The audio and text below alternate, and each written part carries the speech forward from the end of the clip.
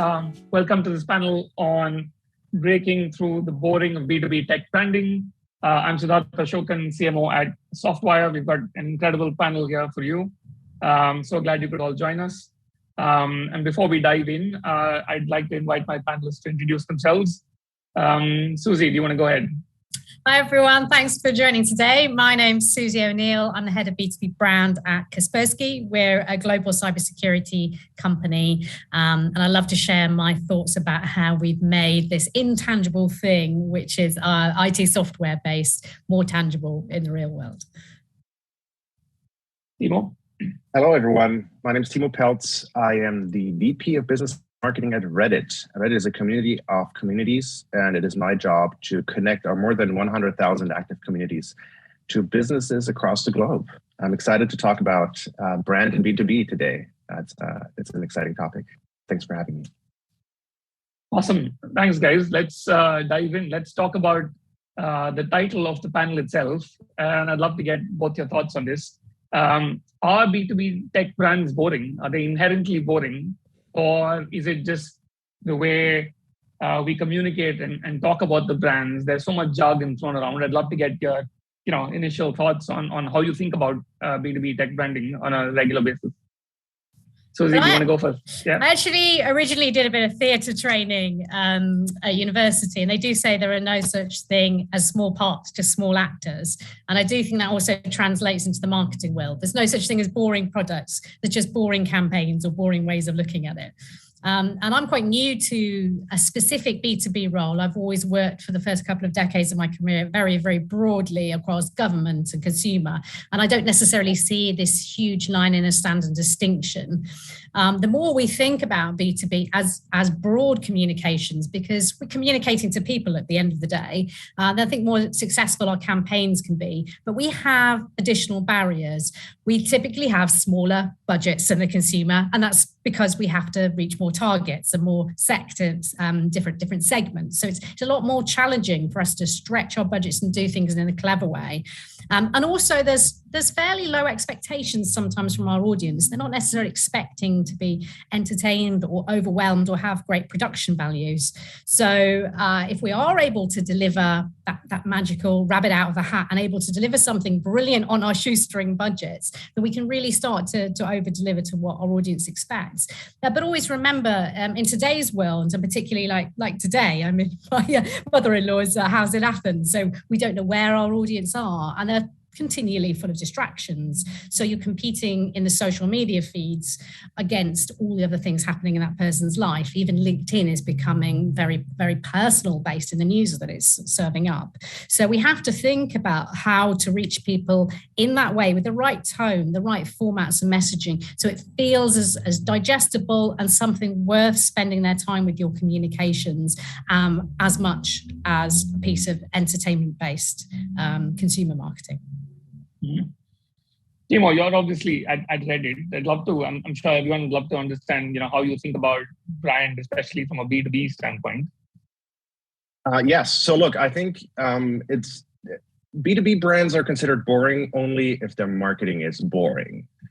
It's as simple as that, right? You need to know your audience, your product, their problem, like their audience's problem, and the value that you add to their life.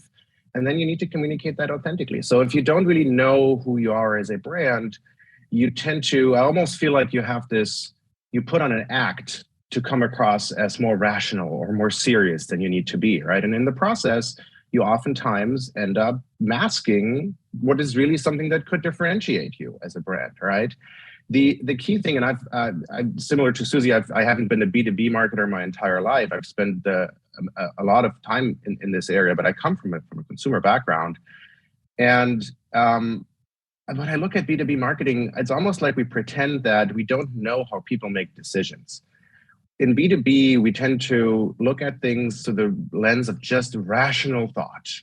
We feel like we can convince people with stats and very, very linear marketing, very dry marketing, because it's almost like we feel we have to put on a tie just to seem more credible and to be able to convince our audience. When in reality, I mean, look, everyone in the audience, ask yourself, how are you making decisions? Is it always 100% rational? No. There's always, as much as we'd like to deny it, there is an emotional aspect to it, right? And good marketing is equal parts art and science. And so while B2B marketing oftentimes overcorrects into the science, we undervalue the art part of it. And so my experience at Reddit has been that, when I came in, I looked at I've only been here for about 9 months. I looked at our B2B marketing, and it was a lot of what I just talked about. It was very boring. I'm not afraid to say that. And if you look at Reddit, if you look at our consumer brand, it's quirky, it's fun. There's so much potential, and people love the brand.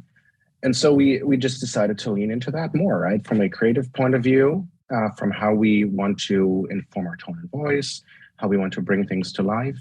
And it also has, and I know we talk about this later today, it informed my media plan too, right? To ramp up the amount of like the percentage allocation that I have for awareness and brand objectives. So I bring it back to what I said before. It's only boring if you make it boring. There's no excuse for boring B2B marketing. I really agree with Timo's points. There's actually a really interesting study that B2B International did in 2019 around the emotional engagement in B2B marketing. And there are quite a few other studies out there as well, like by Fields and Binns and others around this. Because those B2B decisions are so high stakes, you could win or you lose your job if you make the wrong buying decision on £1 million, $1 million piece of software. You have to get that decision right, and therefore it's embedded with even more emotion. There's even more people to convince in that journey, though, so around 10 different decision makers. But I think also a really interesting stat, as well as a lot of the research that tells you people are further along the customer journey before they put up their hand for a sales call. It can be 50%, 60%. There's also thoughts around this B2B International research that says more than half of the decision is based on relationship and emotion. But another interesting stat that I found recently was that when we think about where our audiences are going, so we tend to think in B2B, even if we know in reality who our customers and clients are, we tend to think of them as more rational, maybe slightly older. Perhaps there's even a male bias in our own thinking around this, particularly in the tech space. But by 2030, 8 in 10 of those boardroom decision makers are going to be millennials or even Gen Z. So they're not going to think in the same way as even my generation. They've grown up digital. So they're going to want things in that much more accessible communication style, just because that's what they've grown up with in their own business careers as well. Yeah, I think that's a really interesting point that you make, especially about the changing demographic and millennials sort of not just entering the workforce, but then, quickly in positions where they're the ones that are making the big decisions about purchasing, whether it's technology or other kinds of procurement decisions. So I think that's a really key point. Going back to what you were saying, Timo, about, this sort of marketing and brand building about equal parts, art and science, I'd love to get your thoughts on. Because when people talk about brand, the immediate sort of image in your mind is all about, creativity, uniqueness, and flair.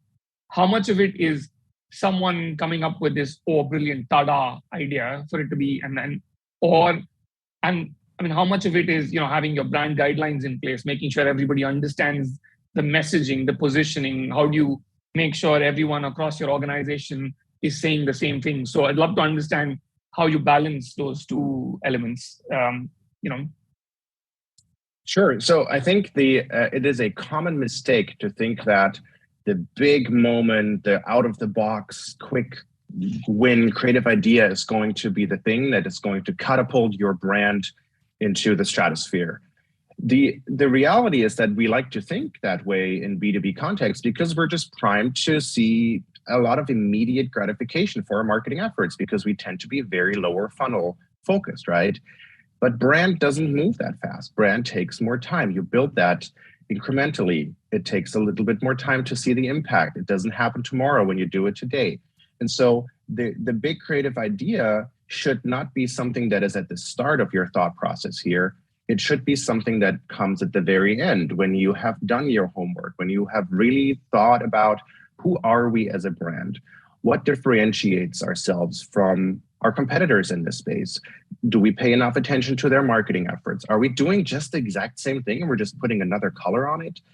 And I think I love that point about the tone and voice, because brand is something that happens in the smallest areas, you can have your brand shine through in a social post that you make on for a business account on Reddit, for example.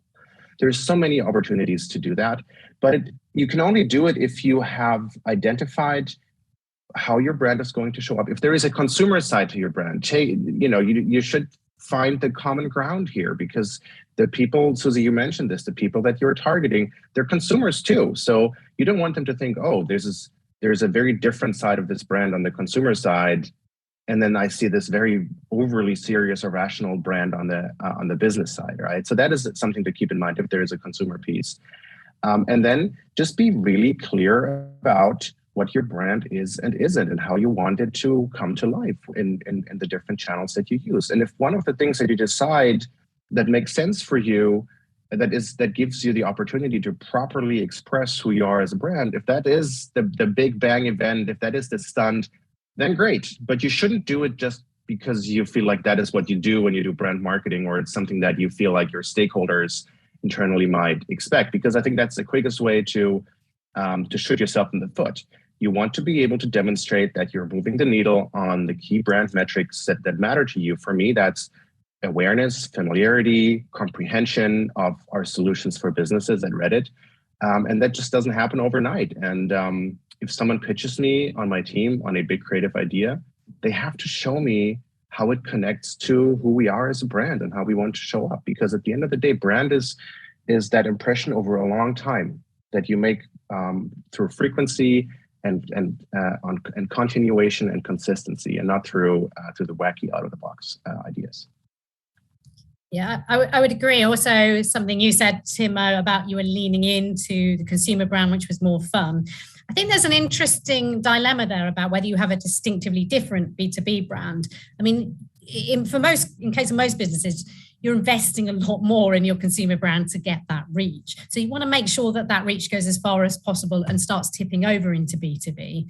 At our own company, Kaspersky, we have very subtle differences. So we might just use very subtle differences in sort of the colors that we use. We may take out some of the more overtly childlike imagery, and we wouldn't use those for business audiences, particularly for the enterprise space. But on the whole, we don't have two sets of brand guidelines because we want people to show up and remember us. You're investing so much in getting people to remember you in the first place that you don't want to waste those efforts. I think a lot of it does come down to tone of voice. My background is in writing and editorial, and I do believe that brands, perhaps it's to do with skill sets, perhaps it's to do with execution, but there tends to be a lot more focus on, is the logo correct, is the font correct? But you tend to have less scrutiny, and particularly in smaller organizations, about are the words we're using the right ones? Are we describing and showing up and saying the same things every time? Or can you come to expect just by reading that copy? It's like the back of the cereal packet. Can you just read that copy and actually tell what cereal brand that is? And you should be able to do that with all of your copy.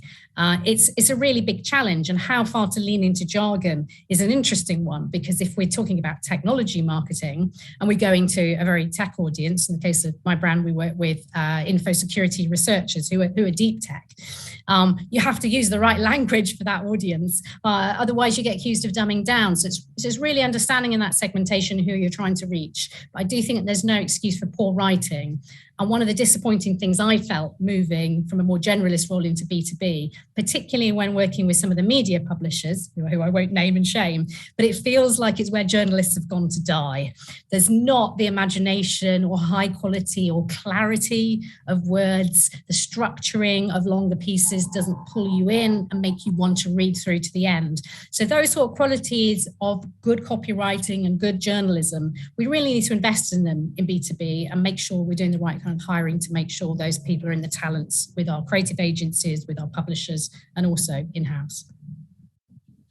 Yeah, I think that's an excellent point to make about the tone of voice and the writing style, because like you said, I think even from my own experience, a lot of people tend to undervalue that. There's a lot more emphasis on the colors and the visuals, because I mean, that's the first thing people see. But I think there's a missed opportunity there for someone to instantaneously look at a piece of copy, a landing page, your website, and then immediately associate that cell with your brand. So I think that's a really interesting point that you make. And also about about the jargon, right? Especially if you work in deep tech, you've got to use the jargon. You can't dumb it down and oversimplify it too much either.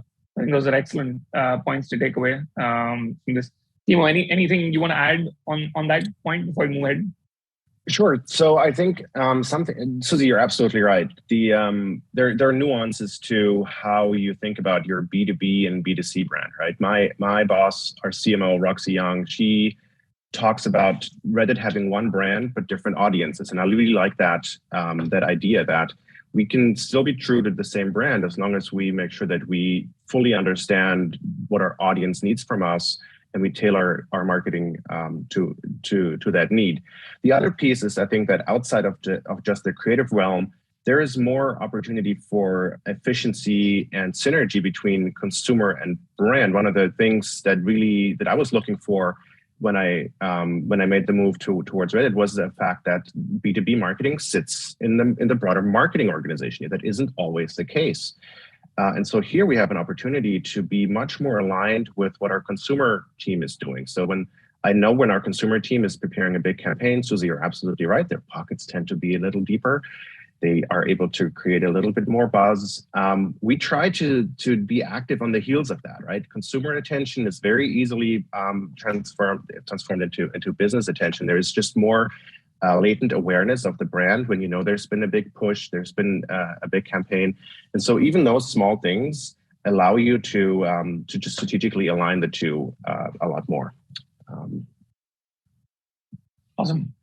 I'd love to talk a little bit more about this, especially since we're talking about tech and both of you work in tech. As we know, there's a massive sort of war for talent and hiring top-notch technical talent. The aspect of talent branding or employer branding and working with your recruitment and HR teams to help attract the right kind of talent, that's a crucial element of your overall brand. I'd love to learn a bit more about how you think about it at Kaspersky, especially global organization. You've got to, sort of cater to local nuances as well. But then, otherwise, is that part of your remit? Is that something you work on actively, Susi? Yeah, not specifically my role, but within the organization, we do work on employee engagement. But previously, I worked with some quite big global brands on employer branding campaigns. So that sort of B2B2C messaging. It's very interesting and it's very prevalent for times today. You've got to get the right talent in your teams, and your marketing and your tech teams in order to make the products. And competition for talent is really, really fierce. When you get that talent on board, we know right now it's hard to keep that talent. So as well as all the usual benefits and job satisfaction, one thing is to get them to really understand what's happening in the business and get them part of your marketing efforts. A big problem we do have, particularly when I look at social media feeds for tech brands, if you don't have big pockets, you can't afford to do activation very effectively. So a lot of that effort on social media content is really wasted because it's not tied with activation. But when you're starting out, what you can do is look at employee engagement and continue and roll that through as you get bigger. So sharing those great stories through formal technologies and programs, or even just if you're a small company, a weekly email. Here's some videos, here's some posts you might like to share, here's some suggested copy. It doesn't have to be a big high-tech program. If you're a bigger organization like Kaspersky, you can run a bigger program with incentives and prizes for those who are engaging the most. And that's the snowball that gets your social feeds rolling. Your employees are sharing them, and it gets them also more engaged and knowledgeable about what the news stories are and about what's happening as a brand. So it comes full circle, I think, and also helping to explore those CSR opportunities where invariably you don't have much marketing budget to tell people about them. Get your employees to tell people about the good work your company is doing is even more authentic and better than paying for it. Timo? Yeah, look, I think it goes back to what we said a minute ago, to knowing who you are as a brand, right? Even when you start to talk to people that might be interested in joining your organization, you need to make sure that you don't misrepresent, that you come across as a team that truly knows and understands not just the brand, but the mission of the company, what it is that we're trying to achieve, right? That authenticity, I think, is key. It all goes back to the same thing, right? The way that you show up in an interview, the way that you brief a piece of a marketing program, the way that your sales teams show up when they meet a client, all of that is tied back to how well do you know who you are as a brand? How well do you know what differentiates you? And how well are you able to give people the clues and the direction that they need to bring it to life in an authentic way, right? I understand that it's important to have employees advocate on behalf of the company, but it shouldn't feel like they're all just reading off the same script, right? We need to enable people to let their personality shine through. Or if there is a vertical piece, right? So what we do at Reddit is we enable a lot of our leaders to bring to life insights that we generate based on behavior that we see on the platform. But instead of just giving them all the exact same piece, we let people weigh in on with a focus on a specific vertical. Quick service restaurants in the US or financial services, right?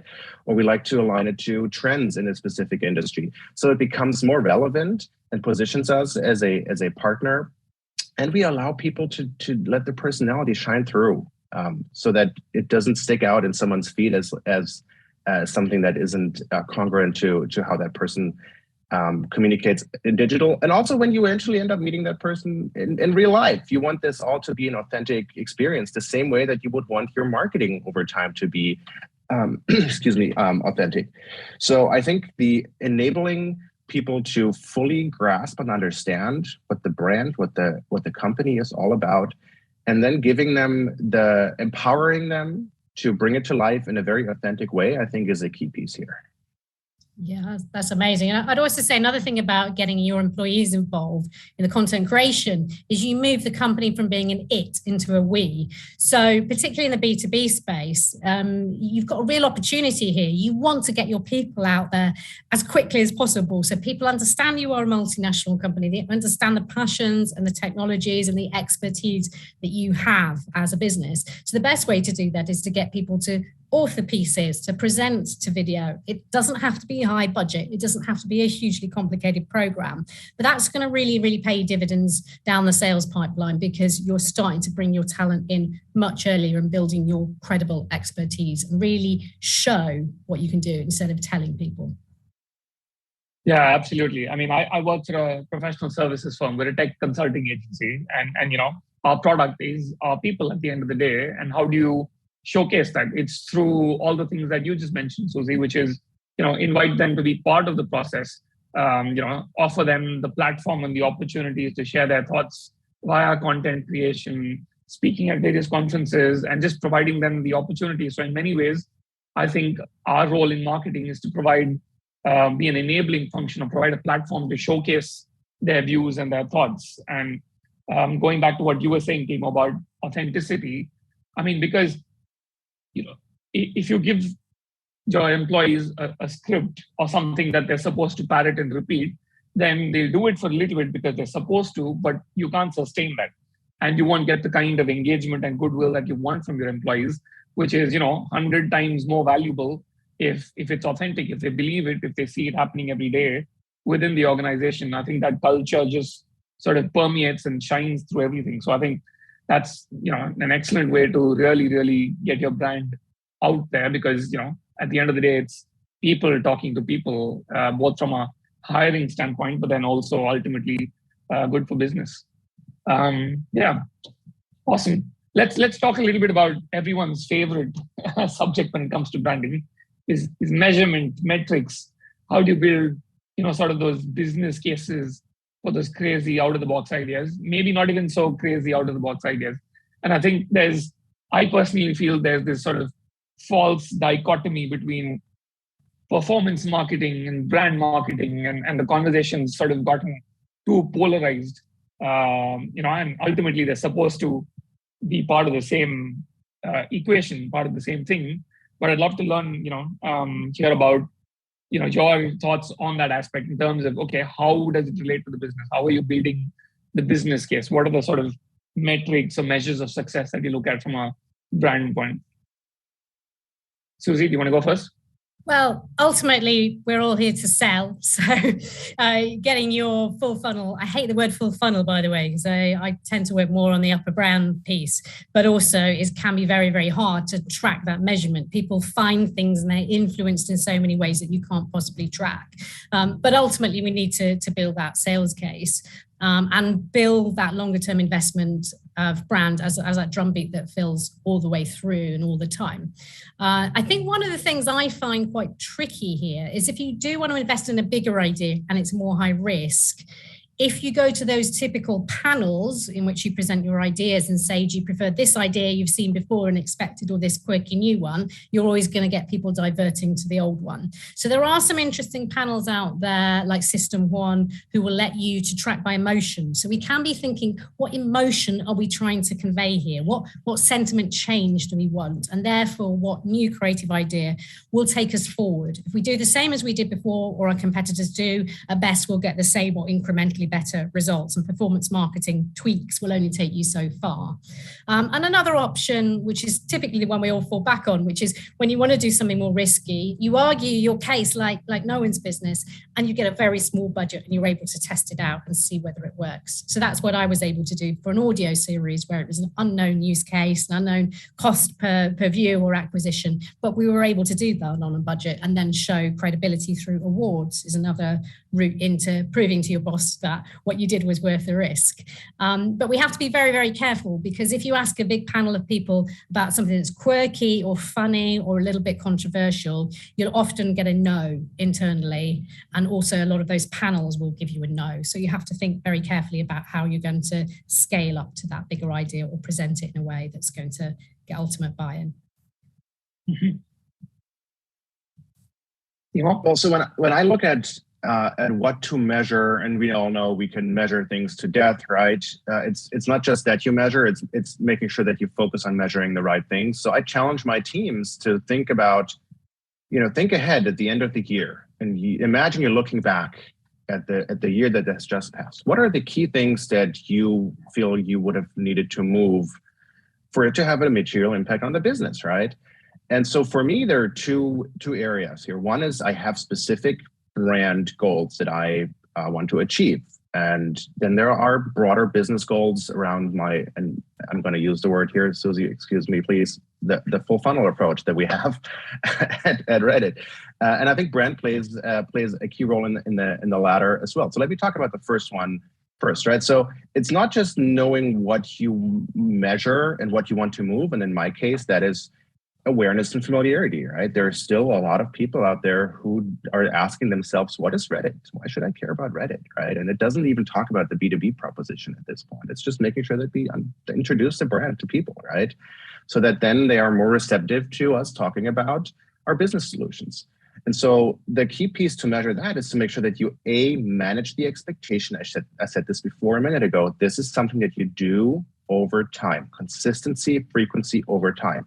And that means that your measurement needs to reflect that. So you need to have some kind of a brand health tracker. That's how I look at it, where you have a consistent panel that you survey, statistically significant, that is a great representation of your broader audience. And you measure how you move these metrics over time. And you can slice and dice, and you can look at, in my case, you look at marketers that work on the corporate side versus agencies, medium-sized businesses versus large enterprises, and so on and so forth. And that is really, really impactful because it shows you how to adjust your strategy over time, but it also gives you this longitudinal way of looking at, look, this is something we do over time. And if you do it the right way, you will see that metric move. That is the brand piece, just in isolation, building a brand, maintaining a brand. Now, when you look at the fuller funnel, right, at the end of the day, we do have performance objectives. And if you just continue to look at the lower funnel and you pummel your audiences to death with the same direct response messages over and over again, you will eventually see diminishing rates of return. So I'm a huge fan of full funnel, and we may have to come up with a different word for it, Susi. But I've seen this work multiple times in my career where you move up the funnel and you focus more on sequential messaging. You introduce the brand, you answer the why question, the what is question, and then you guide cohorts of audiences down the funnel, and after that, after you've answered these very essential questions, you answer why should you advertise on Reddit? Why Reddit ads, right? That's the next piece. And then you can, once you've answered that, you can hit your audience with a hard sell. And I've done this many times where you A/B test, right? You continue your performance marketing and you measure that, and then you pause that, you wait a little, and then you do the sequential approach, and you will see that there's more efficiency in your marketing. And what you actually do is you build the brand while you make the sale. And I think that is the key piece that helps you drive the bottom line, drive the hard business result at the end of the day, but also helps you achieve that brand goal that you're after. Absolutely. And you do need those spikes of brand activity, even if they're only incrementally bigger campaigns, and then run your performance marketing as a drumbeat. But if you don't have those uplifts of brands, you're not getting anyone new hearing about you. Yeah. And I mean, I'd love to get your thoughts on this one, because I speak to a lot of startups, and a lot of times people ask me, when should I think about brand building, right? I want to focus on customer acquisition. Let's worry about the big brand campaigns later. I guess how late is too late, and at what stage do you start thinking about it? Do you have a perspective on that? Well, I would say firstly, start today or start yesterday. If you haven't started yesterday, start today. It's not too late if you've found that your business over time have underinvested in brand, which was the case for my company until a few years ago. It's not too late to start, but you're playing catch up. You need to start realizing that brand is really important. Big B2B brands are worth billions. Brands no one's heard of are worth nothing, and it is much easier to scale that. But I think one of the challenges there is people see the investment in that performance, delivering that sale, which you need straight away. And they also think that it can be quite expensive. So whereas we've seen some like epic campaigns like Jean-Claude Van Damme on a truck for Volvo trucks, brilliant piece of B2B marketing that most people don't know is B2B marketing, but super expensive. But on the other side, I mean, I've worked on projects more like in the 20 to 50,000 pound bracket, where you can make some very interesting pieces of creative, get those out to very targeted audiences, and see results very quickly. And even less than that, as long as the idea is strong and you spend a little bit on activation, you can get those ideas out there. But you need to take that step of bravery, and you need to continually be thinking about brand throughout your growth as a startup. Yeah, and look, and I would add that I don't think you should equate brand with going big, right? Susi, I fully agree with you. It's what you do consistently over time. So you can, rather than spending $1 million, $5 million on one thing, divide that up, and you can brand market for a long time if you know your audience, and if you don't equate creativity with the size of an idea or the size of a campaign, right? And the other piece that I always recommend is, I mentioned this, the brand health tracker, right? To look at how your brand awareness, brand familiarity moves over time. It is helpful to include competitors in that and see how their brand is moving, right? Because that gives you a great argument internally to say, look, here are our key competitors. Here's not just what I observe, what my team observes. Here's what a panel of marketers is looking at and what they see, right? And that either there's no hiding there. Other brands are investing in brand, and you will see it in the longitudinal results that you receive from having the right measurement in place.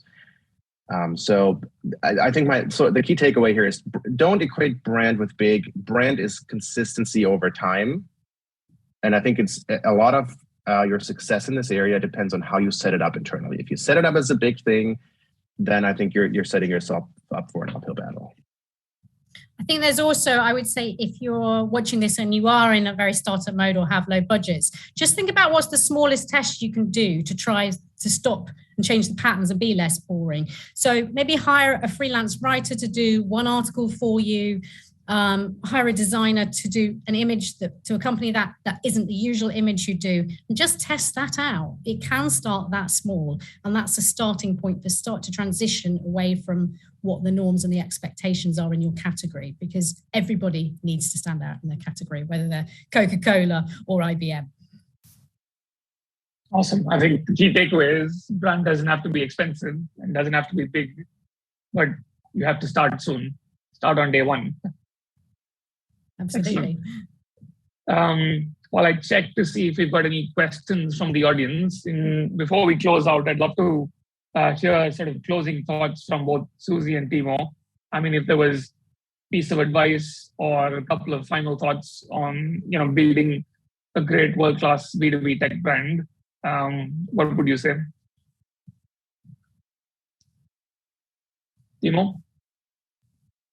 Sure. So look, two things for me. One is it starts with knowing who you are more than anything else, right? Brand is an outcome of you fully understanding what makes your brand different, what is the unique thing about it that you can bring to life.